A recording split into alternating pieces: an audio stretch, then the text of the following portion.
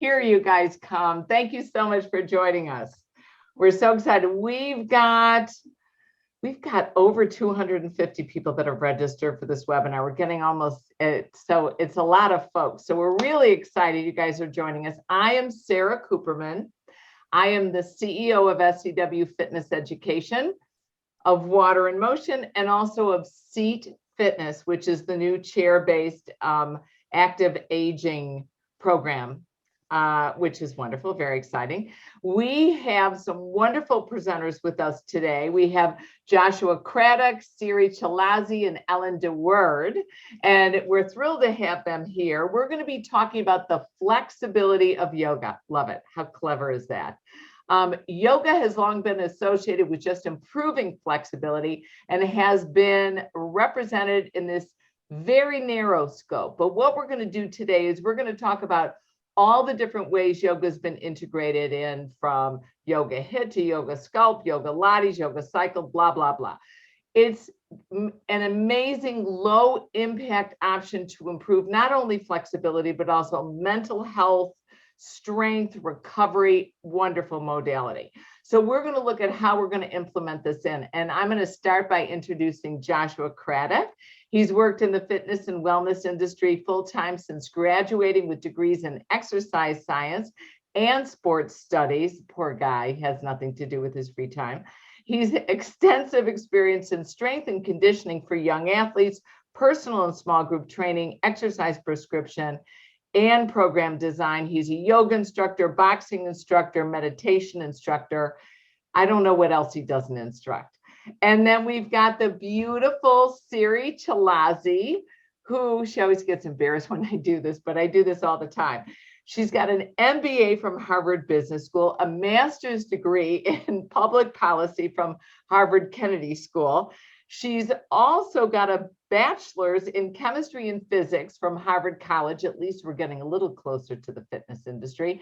She's a research fellow at the Women and Public Policy Program, and she's a recognized expert in gender equality. Siri's actually assisted SCW with our making sure we are diverse in our presentations.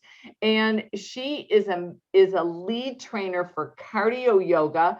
She works with Pilates, Bar Above, Balaton, multiple different programs, and she's certified in just about everything. So welcome, Siri. And then we have the amazing Ellen Deward, who's actually new to SCW, but she has worked with Beachbody, I don't even want to know how many years. She's a 21-year fitness industry veteran. She is the creator and founder. These programs are amazing. We're going to put the link in the chat box because it's Warrior Rhythm, Warrior Strength, and they deliver classic modalities like yoga, functional training, HIIT in thrilling original ways. Look at her. You know it's thrilling and original. So this is fantastic. She also owns and operates the Warrior Instructor Academy, which is an official continuing education provider for SCW, ACE, NASM, AFA, just about everybody.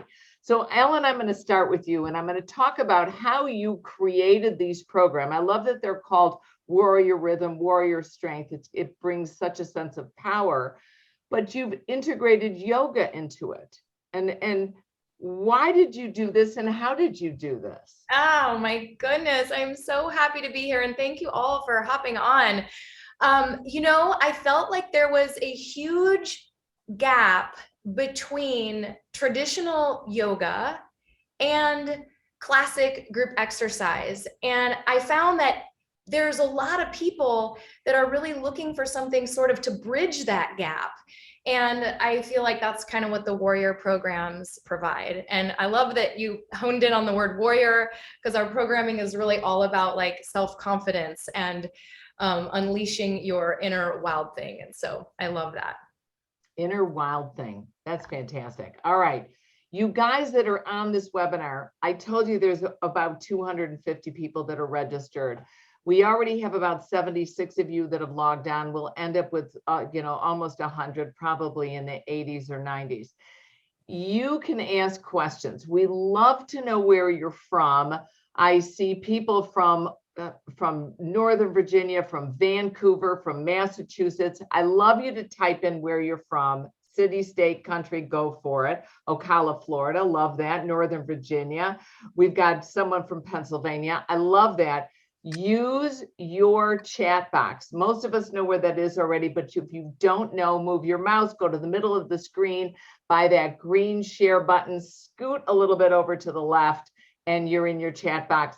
Type in questions if you have them. I love this. Lauren types in namaste. We got people from California, Colorado, South Jersey. God, I'd love to hear that accent.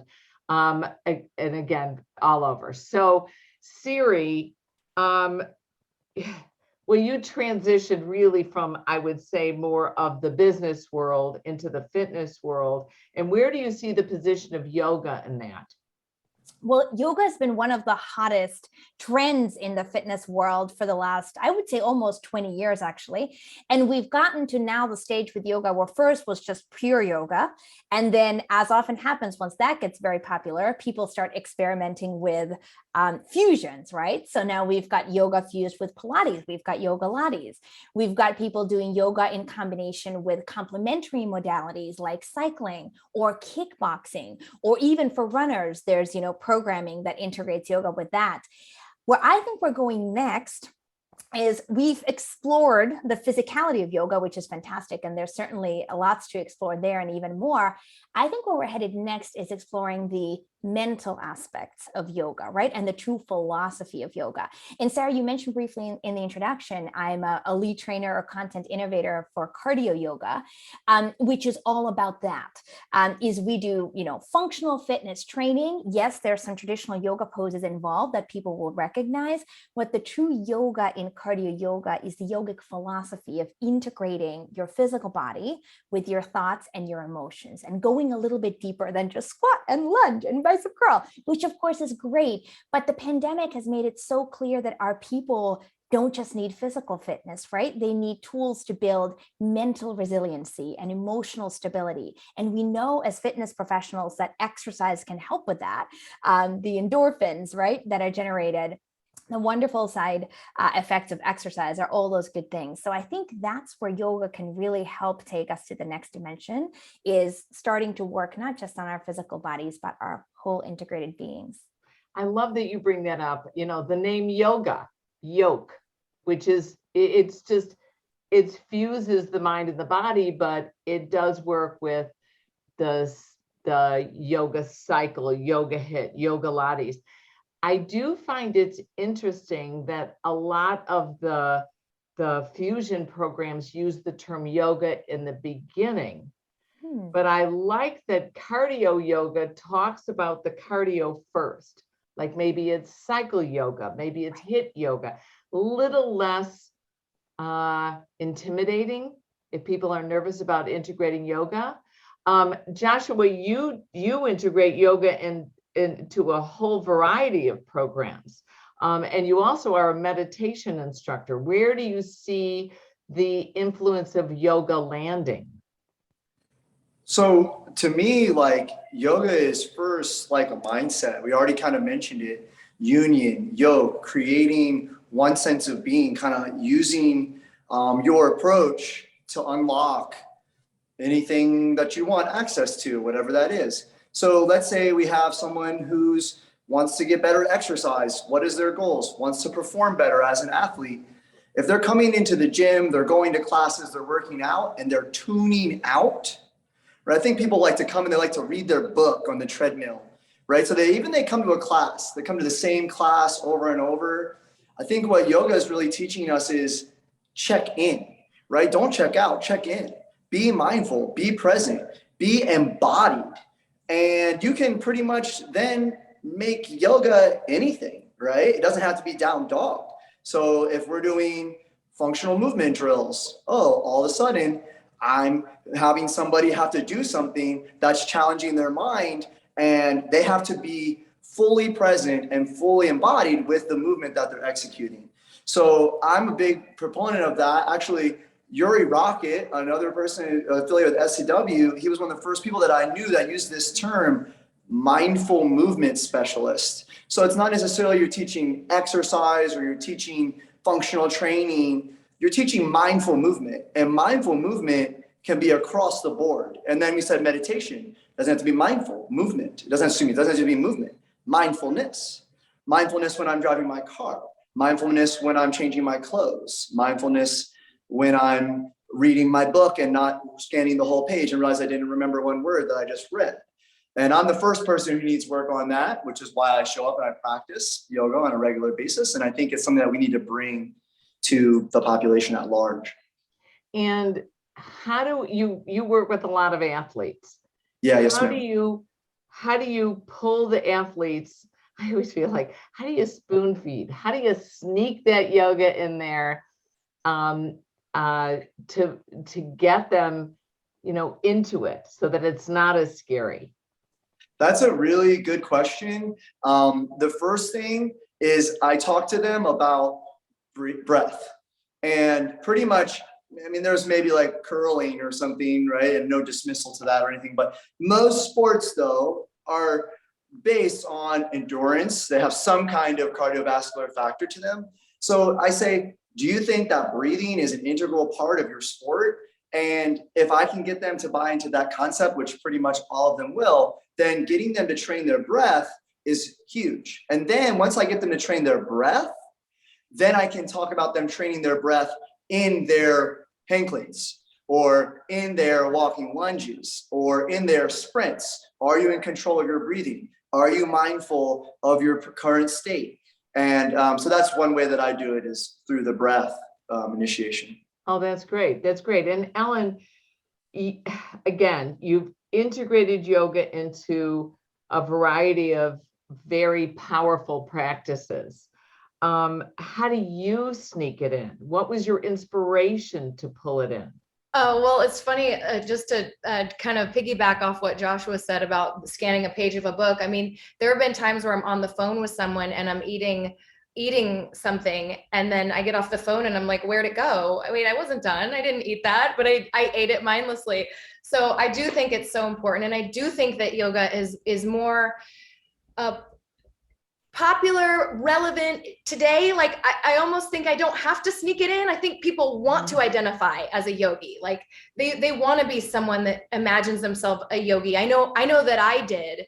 And I think some people have a little bit of imposter syndrome about because yoga is so there's so much history, and it is, becoming certified is so exhaustive and expansive and expensive and all these things. And so I just give them little palatable bites, and I call it what it is. I don't really sugarcoat it. I call it yoga inspired, rebel yoga infused type of language. And I find that people want to lean into that and identify like that. It's really easy to do with Warrior Rhythm. That is more of a yoga based program, but Warrior Strength is functional training. It's, we're using weights and we're using dumbbells and kettlebells and doing jumping jacks and burpees and stuff, but I still have carved out our biggest section of the class is mobility. And I love that our industry has evolved from when I started, we threw in at the end of the class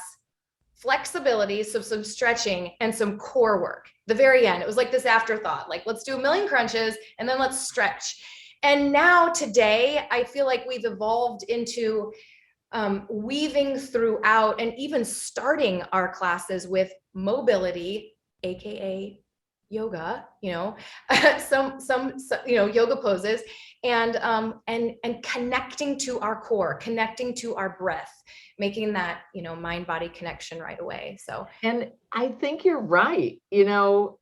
I think you're right. I think that, everybody knows about yoga, that they should do it. And they know about especially during the pandemic, this was a great activity for people to do in their homes, kind of, with their camera turned off. yes. And they could join, you're right, they could join someone. And you kind of don't need to sneak it in as far as the way they being, knowing about it, knowing what it is. But in some regards, you have to sneak it in that they can do it. Yes. Because I've got my husband and I do yoga like 3 times a week.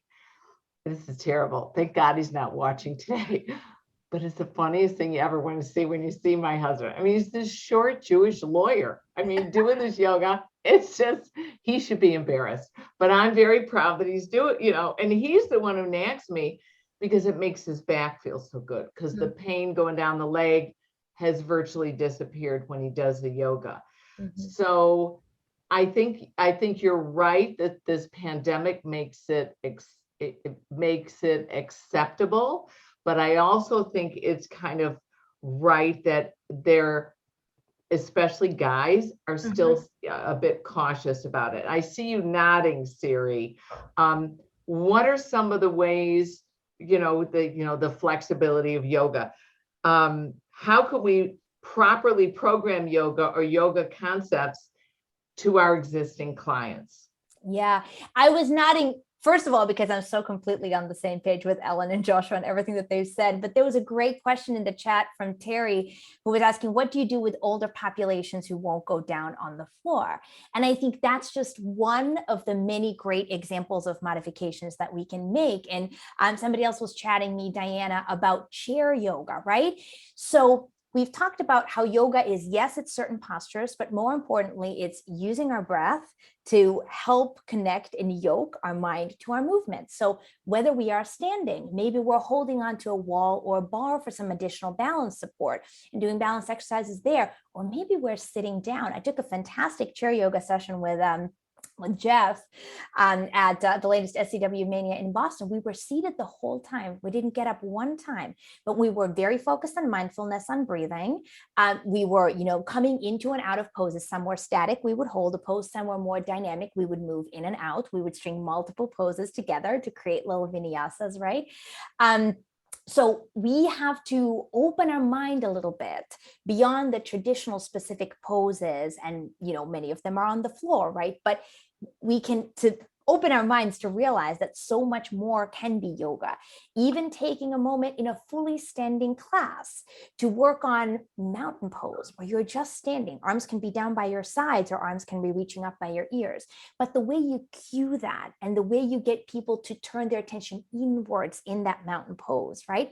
That can be a super yoga moment in a class that never makes it down to the floor and doesn't necessarily even feature a lot of additional traditional yoga poses. No, you're absolutely right. That's my favorite thing is I teach yoga for the young at heart, and I do it on the floor, but I also do it in a chair. And I'm going to ask Sean Carlson if she wouldn't mind finding Jeff's yoga video. I think we've got that as a CEC program. I know we have mine as a continuing education program, and if she could throw that link in there. But it's really neat. I asked Joshua if he'd be willing to show poses, and here I am. I'm going to scoop my chair back. I'm going to see if this will work. But even little poses like if you pull your knee up, slide your hand down, turn sideways in your chair, you're able to do dancer pose. If you're able to cross your leg and do a seated, and you can see my leg is crossed over, and do a seated pigeon. And you can even take the leg up and rock the baby. I don't know, I'm kind of disappearing on part of it. But that chair yoga that's a great example. Jeff does an amazing job of that. And it's very easy to do. Joshua, if you were gonna, with those athletes, what are some of the poses that you toss in to at least gain, if they know the exposure and they'd love to try yoga, what are some of the poses you can kind of ease them into? Yeah, so a couple of really straightforward ones. You already started to demo. One is the figure 4 stretch. So a lot of people in general, particularly athletes, very tight in their glutes and in their hips, IT bands. We know that then that can lead to the tightness in the back and potentially higher risk of injury in the back. So single leg chair, also most athletes, balance is a huge part of their sport. So something where I have them cross that leg and hold here, we get a double whammy. We get stability and strength. We get flexibility. And then we get that balance. They can work on their mobility by reaching their arms up. So I'm a big fan here. Another one that I like is for running. So whenever we run, we are swinging. We have a little bit of this cross body motion. Lead leg, opposite arm. There's a little twist. So something where they turn. If I put my other leg in front, this is a great posture to be strong in with this lead leg and this arm crossed over. Because when I run, I step and I have this rotation right here in my torso with this leg forward, this leg back, and of course I go into the next step. So having them work on that stability and that strength and that core to revolve. And then again, the mindfulness, because when you run, you're doing it really, really fast. And probably most athletes, if you ask them, where's your foot pointing when it hits the ground when you run? What's the position of your head in space? Most of them probably have no idea. They just full speed gung-ho ahead. So by slowing down, I can make them aware and bring attention to their own position in space, their own proprioception. And then all of a sudden, I can say, see, when you slow it down, you do it in this position. Then now we're going to try to incorporate that into how we run. And all of a sudden, I never even said we did yoga. We just were working on strength and stability. And hey, look, I threw in Parvrita Parsvakonasana, revolved side angle.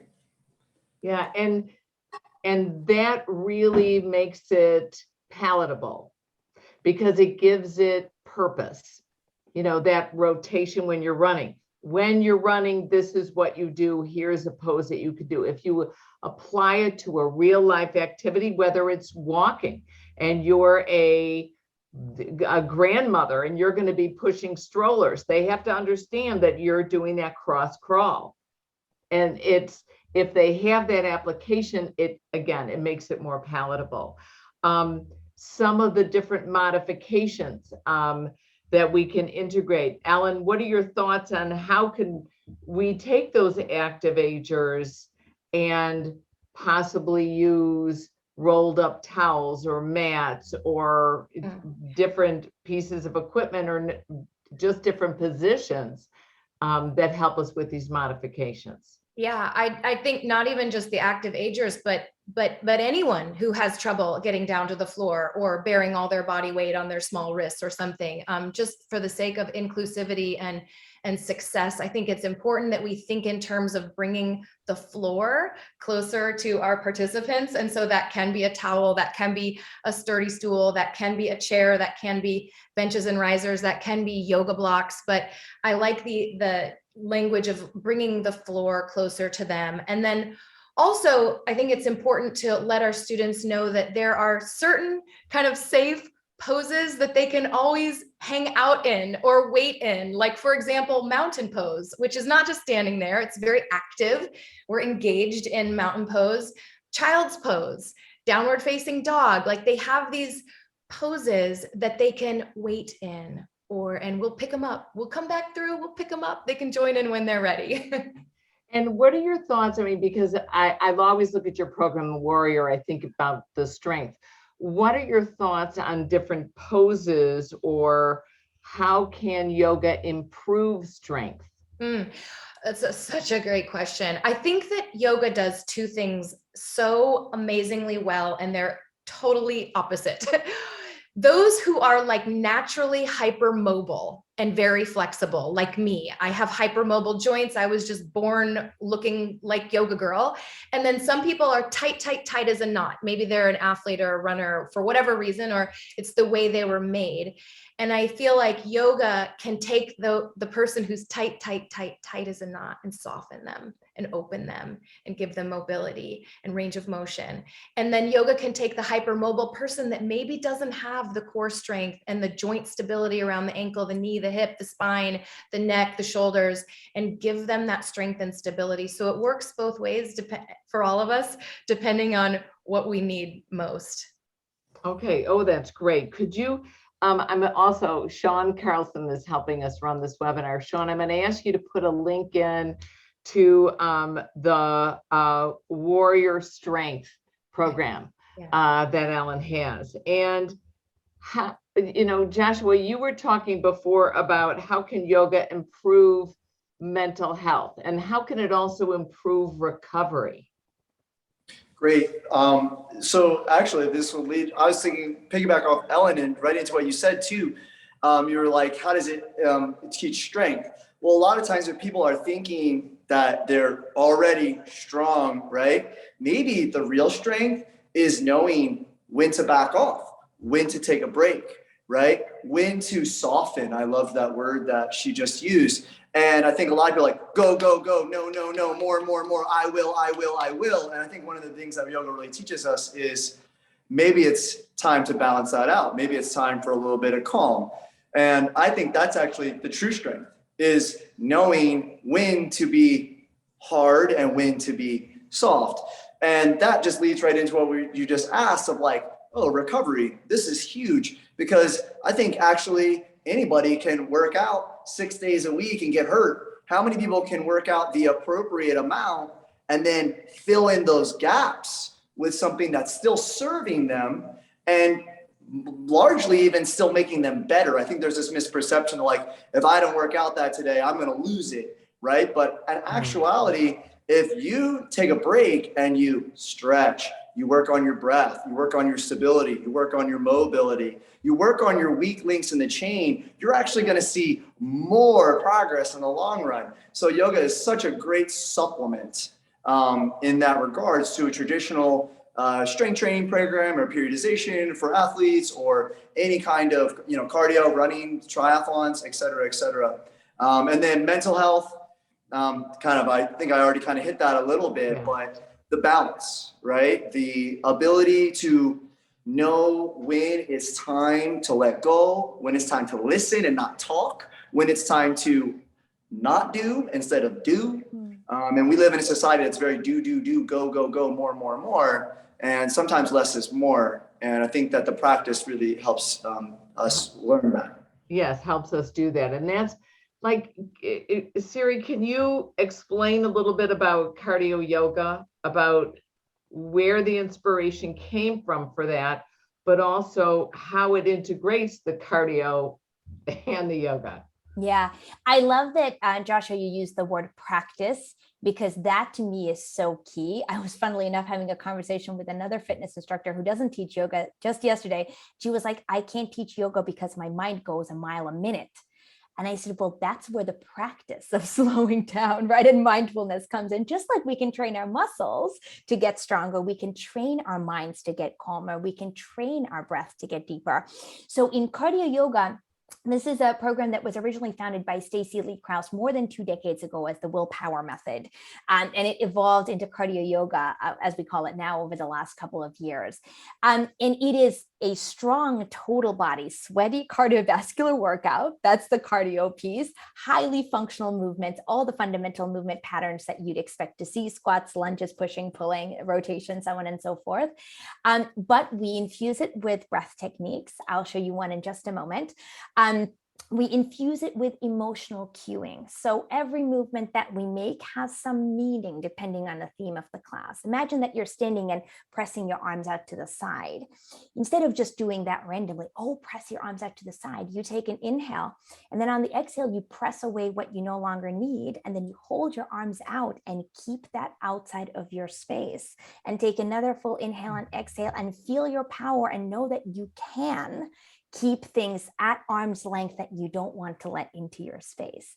And so it becomes a much more connected and mindful experience, where we're not just moving randomly, but we're fully present with both our minds and our emotions in that moment.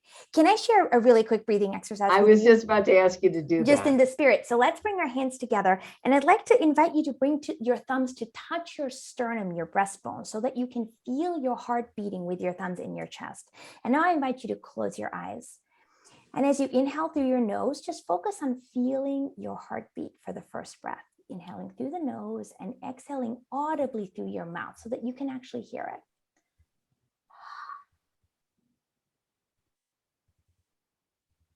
And on your next exhale, I invite you to just listen to the sound of your breath.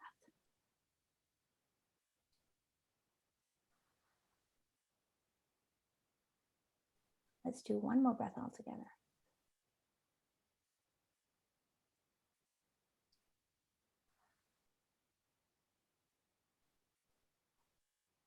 go ahead and open your eyes and relax your hands.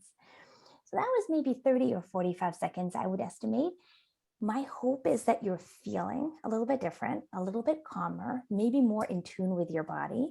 Those long extended audible exhales have been shown to help calm down our nervous system, to signal to ourselves that we are okay, to tap into our rest and digest system instead of our fight or flight. So this is something that I always tell in all of my fitness classes. We kind of finish off with some stretching and breathing. And I say, if ever you need to calm down or you just need a break, this is what you do. You touch yourself, you get some tactile stimulation, you close your eyes and to listen to the sound of your audible exhales. And that helps your nervous system to calm down. That's great. I feel like I just took half a Valium, not a full Valium, because you're not boring, just a half of one. No, Whatever works. It's like, it's a wonderful feeling. Do you, Ellen, are you integrating a lot of breath work into your program? Not a ton of breath work, but we do start every single warrior rhythm. We start on the mat. So we're not standing, we're either in Shavasana, we've started in Shavasana, maybe we start in child's pose, maybe we start in easy sit, maybe we start in tabletop, but we're starting down. And we also, kind of similar to, it sounds like Siri and cardio yoga, we have a theme or a focus for each lesson. And we start by like setting an intention around that theme. The most recent one was on being fearless. So there is this like kind of overarching purpose that goes beyond the physicality of what we're going to do. And we start with that. We start with the breath and we try to weave that theme and touch on it through the entire workout. And then we circle back to it in the end. But yes, like we are in this flight or fight, cortisol, I'll sleep when I'm dead kind of culture. A lot of us, so many, myself guilty of it too. And just tapping into that parasympathetic nervous system, which I call the parachute, like the parasympathetic nervous system, so that we can calm ourselves down is it's life-saving and it's life-giving and it is health and it is fitness and it is the yin in a very yang world that we live in. And so, yeah. I like that you set the intention for the class. And I'll tell you why. Sometimes, my yoga instructors say, set your own intention. What are you kind of dedicating this class to? And the first thing I think of, most people know I've got 4 kids. I've got a 31-year-old, 28, 26, 24-year-old. And there's always someone who's suffering, okay? Because you just, it's like I get 5 minutes maybe a couple times a month when everybody is healthy and happy, but there's always something going on with someone. So I start thinking about that when the teacher talks about the intention, and it just kind of like, all right, I'm dedicating this class to, whatever's going on. And Ellen, I really like that you said the intention of this class is fearless. And I'm like, that kind of empowers me to conquer some of the personal stuff that I'm setting my intention for the class. So that's very interesting. Do you then conclude the class with Shavasana, or Yes. do you do, yes. And do you do that, maybe a body vision of starting we do a body scan, and often I'll invite people, depending on their level of comfort, how woo-woo-y they are. I like to say warrior is where woo-woo meets woohoo.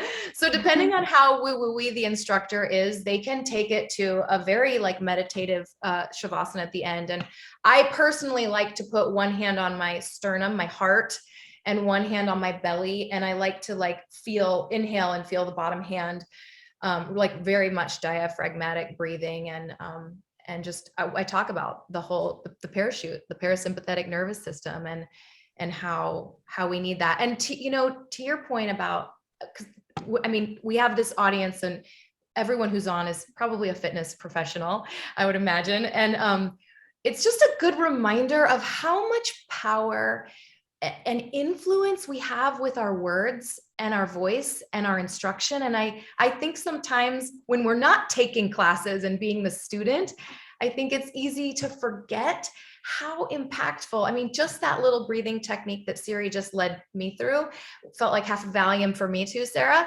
And, I think it's important as fitness professionals that we remember and that we're super intentional about those intro and outro words. Oh, I like that. And I saw you nodding, Joshua, and smiling when we were talking about the intentions. Do you set them at the beginning of your program? I like the realistic approach you had of this is the way our body operates when we run, and maybe this is the way we're playing, we might be playing tennis, whatever, the real life application, but then also the internal or mental intention. Where do you do that balance? How do you do it? Yeah, so what's funny is, like for me personally, I liked, she said, woo woo meets wahoo, right? And that's something that I sort of pride myself on a little bit as an instructor, is that I work with athletes. I have exercise science degree. I'm hard-based in science and in athletics, but I'm also a martial arts practitioner, Tai Chi and Qigong practitioner, yoga practitioner. And so I sort of have this yin yang to me as a professional and to my own personal practices and disciplines. And so you could come take class with me like Friday morning, and we do this like super chakra-based meditation, visualizations. We're doing mudras this month. It's February. We're doing Padma Mudra, Lotus Mudra, which is unconditional love mudra. And then like literally later that day, you could go over to the gym and I'm teaching boxing and we're hitting the snot out of stuff.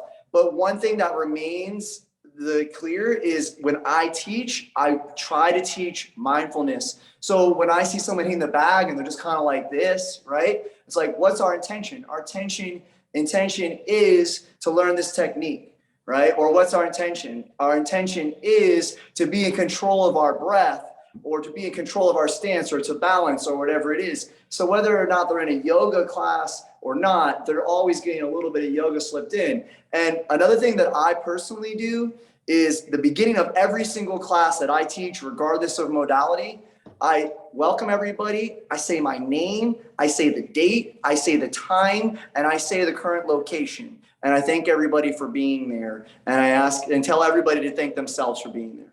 And that's regardless. So like some people are kind of think it's weird. They come in, they're like there for HIIT. And I'm saying the time is 7:38 p.m. on Tuesday evening. But like immediately they're grounded in the present moment. And I think for a lot of them, they maybe haven't been there all day. They've been on their computer, or they've been like stressed about, am I going to make it to class on time after work, and their mind's racing. So immediately right there, they're like, holy crap, I'm here. And the time's now, and I'm about to take class. And you're right, I did make it here, and I should be happy about that. So the intention setting is part of every single class that I teach. And it sets them, everybody's like, be present, like put your cell phone down, take your watch off, be present, be in the moment. And you literally told them the moment. You're here, like I'm looking at my clock, it's 6:40. I can't believe it's 6:41. Oh my gosh, this has really flown by. But I like that it grounds them and brings them into the moment. That's a really good suggestion. And it's fun for all of us as yoga instructors or fitness instructors integrating yoga possibly into the warm up and the cool down, that we can ground and integrate our class in.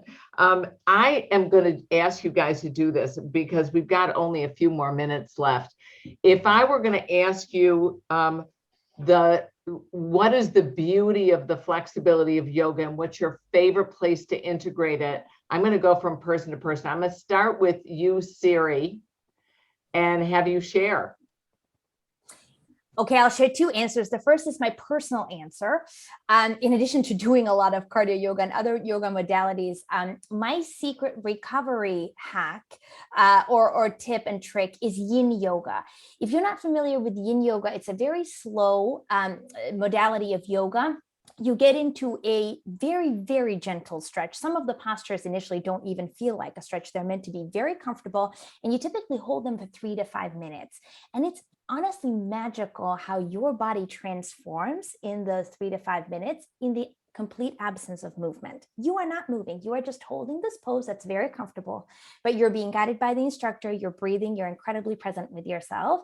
And coming out of every posture, I feel like a different body and a different human than I did when it began. So that is what I do for my own active recovery. Sometimes on days when I also do other exercise, and sometimes on days that I would otherwise be resting. So that's a personal answer.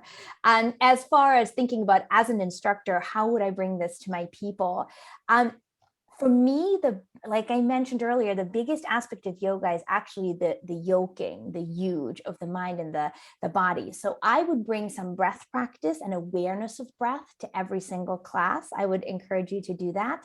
And also this idea of an intention, even if it's a strength training class or bar class that ostensibly has nothing to do with yoga, could you invite them at the beginning to think of some challenge that they are having to push through and navigate in their life outside of class? And then when they're doing the 10th bicep curl with that really heavy dumbbell, say, this is the challenge. Can you pull through it? Can you crank out 2 more bicep curls? Because yes, you can. And yes, you can also fight through that challenge out there in life once you leave the doors of the studio. So I would say that is something that you could easily do. And it's a beautiful way to exercise your creativity as an instructor as well. Great. And Ellen, what are your thoughts? What is your favorite way to integrate the quote unquote flexibility of yoga into your programming? Well, I guess I'm going to start here really quickly. When I started teaching 22 years ago, I was teaching cycle, and all we did was add speed, add resistance, and change position. We had 3 variables: speed up, slow down, add resistance, take it off, come in and out of the saddle. If you didn't do it on a road, if you wouldn't see someone on a road bike doing it, we didn't do it in our classroom. So it was very basic, very pure. And now there's soul cycle and bar cycle and star cycle and all these different types of funky, indoor cycle classes where people are twerking or doing dips or lifting bars or lifting weights. And it's changed, and it's made it so that there's something for everybody. There's something for the rebel cyclist. And so I love the rebel yoga, adding yoga poses, yoga flows into HIIT training and weightlifting classes, hence Warrior Rhythm. Oh, love that. And Joshua?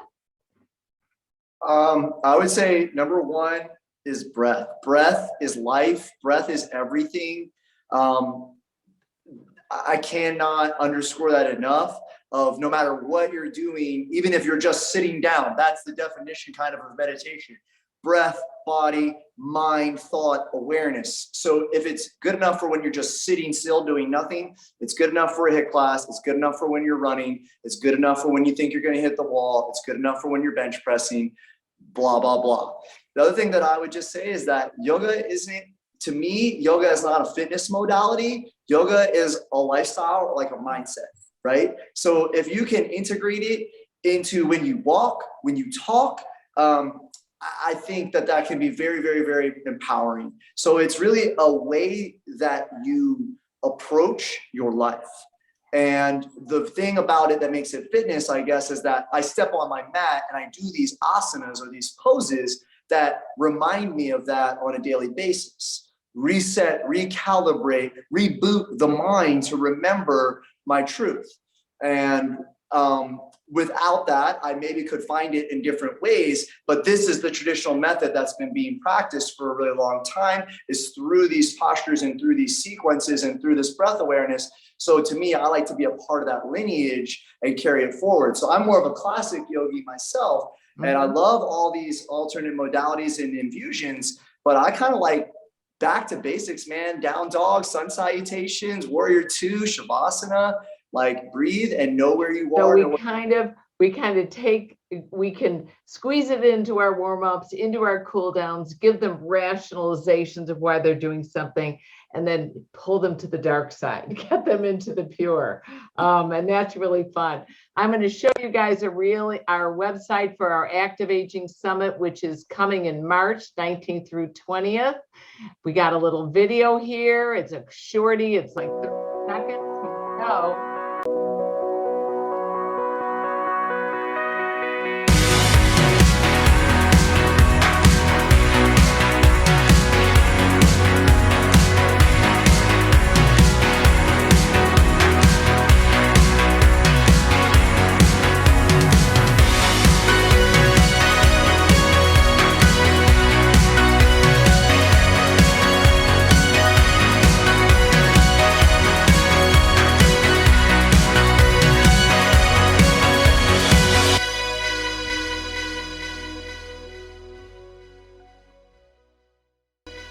What's really cool about that presentation, that conference, is that oops,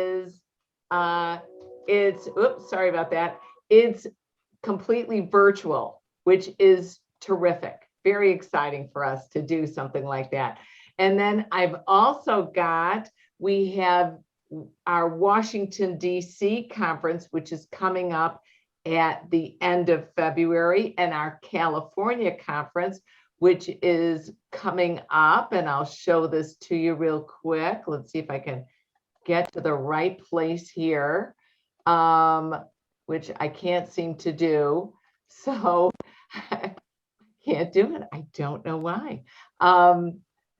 Let's see if I can do this. Give me 1 second here. All right, there we go. And I'll show you guys this conference coming up. All right, it does not want to show. Here we go. I love this. I'm clicking 300 times. There. So it's California Mania. It's going to be April 1st through 3rd in San Francisco. Very excited. Beautiful hotel. And here's a little video.